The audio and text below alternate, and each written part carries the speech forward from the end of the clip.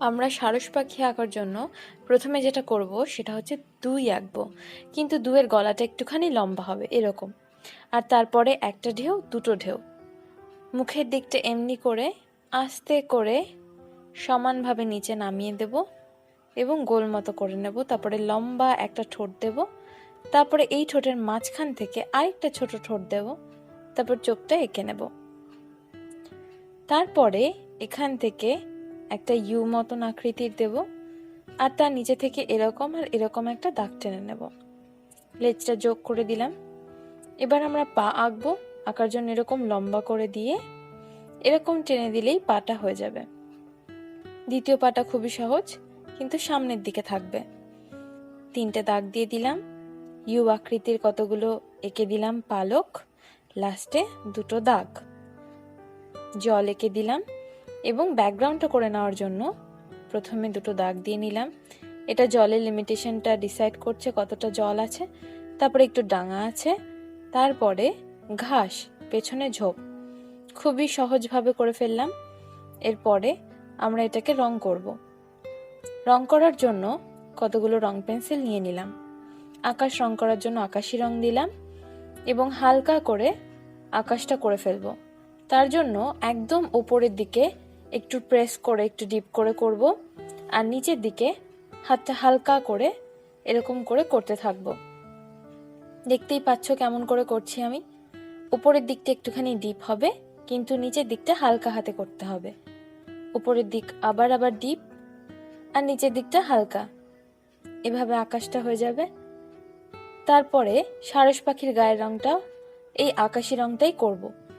শুধু গলার নিচের দিকটা আকাশি রং দেব, তাও একদম হালকা হালকা হালকা হালকা করে। প্রত্যেকটা জায়গায় যেখানে যেখানে লাইন টানা হয়েছে প্রত্যেকটা জায়গায় আকাশি রং দেব। পুরো ভেতরটা কিন্তু ভরাট করব না, সাইডগুলো দিয়ে শুধু দেব। গলার নিচের সাইডটাই দেব, উপরেরটা কিন্তু দেব না। আবার প্রত্যেকটা লাইন যেখানে যেখানে আমরা লাইন দেখতে পাচ্ছি সেই লাইনের পাশ দিয়ে আকাশি রংটা আমরা করে দেব, তাও হালকা হাতে, জোরে প্রেস করে কিচ্ছু করব না। এবং তাতেই সৌন্দর্যটা সুন্দরভাবে ফুটে উঠবে। পায়ের দিকটা করা হয়ে গেল। এবার পালকের দিকটা করে ফেলবো। পালকের মধ্যের খানটা, এই যেখানটা ইউ ইউ আকৃতি দিয়েছিলাম ওই জায়গাটা কমপ্লিট করে ফেললাম, হয়ে গেছে। এবার জলাশয়টা করব। সেটাতেও এই আকাশি রঙই হবে। আকাশে যেরকম রং করেছিলাম জলাশয়ে ঠিক সেরকমই রং দেব। ওই কর্নারের দিকটা আমরা ওখানটায় প্রেস করে একটু ডিপ রং করব, আর যত সারস পাখির পায়ের দিকে আসবে তত হালকা করে দেব।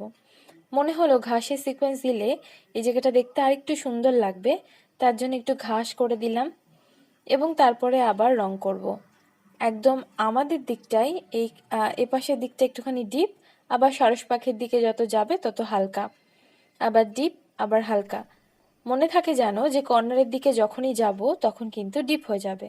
আর প্রত্যেকটা লাইন বরাবর একটুখানি রং করে দিলাম, আর একটু দাগ দাগ দেখতে এরকম করে দিলাম, আর লাইনের কাছে ডিপ করব। হ্যাঁ, তারপরে আমরা সারস পাখির ঠোঁটের রংটা করব কমলা রং, এবং পায়েও সেম কালার কমলা রঙই করব। এবং এই কমলা রংটা মনে হলে একটু হালকা হালকা লাগছে, তার জন্য আমি একটা লাল রং নিয়েছি, নিয়ে আরেকটুখানি ঘন করে করে দিলাম, যাতে দেখতে আরেকটু সুন্দর লাগে এবং একটু ফুটে যায় বিষয়টা। তারপরে আমরা করব সারস পাখির পেছনে আকাশের দিকে নিচের দিকটা, যেখানে একটা কমলা রং নিয়েছি এবং হালকা হাতে সেই জায়গাটা ঘষতে শুরু করেছি, এবং তাতে এরকম একটা হালকা একটা ভাব আসছে। সেটা হালকা হালকা করে এটা শেড দেব। প্রথমে হালকা হালকা এই এই রংটা করলাম, তারপরে আমি একটা হলুদ রং নিয়েছি এবং হলুদ রংটা নিয়ে উপরের দিকে আবার হালকা করে দিচ্ছি। মনে থাকে যেন যত কমলা রঙের কাছে আসবে তত ডিপ হতে থাকবে, এবং যত উপরের দিকে যাবে তত হালকা হতে থাকবে। এভাবে আমি আস্তে আস্তে করে ফেলবো ব্যাপারটা।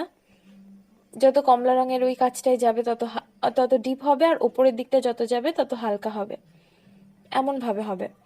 আর আমি আরও একটা ডিপ রং নিলাম, নিয়ে ওই একদম নিচের দিকে ওই ঘাসের যেখানে শেষ প্রান্ত সেই জায়গাটাই আরেকটু ডিপ করে এই জায়গাটা স্পষ্ট করে দিলাম, যাতে শেডটা দেখতে আরো একটু স্পষ্ট হয়, একটু সুন্দর লাগে দেখতে।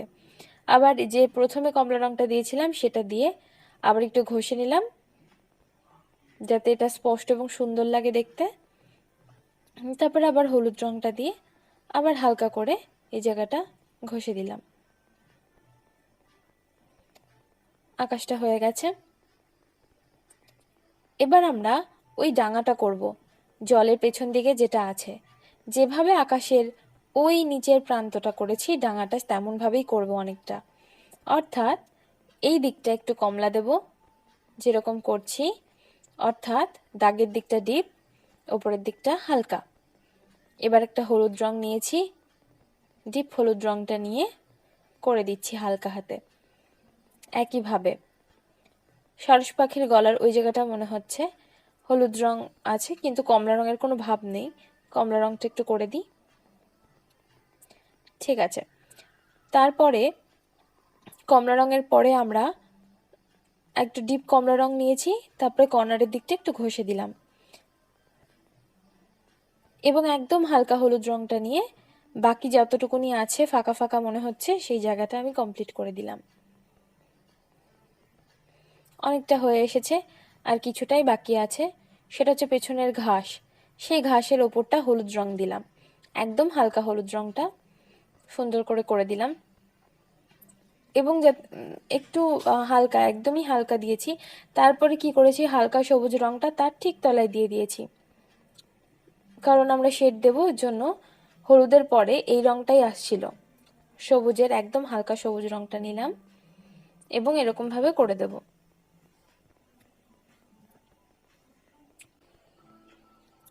সবুজ রংটা যখন হালকা সবুজ রংটা কিছু দূর করে ফেললাম, মনে হলো আরেকটু নিচে অবধি দিয়ে নিই।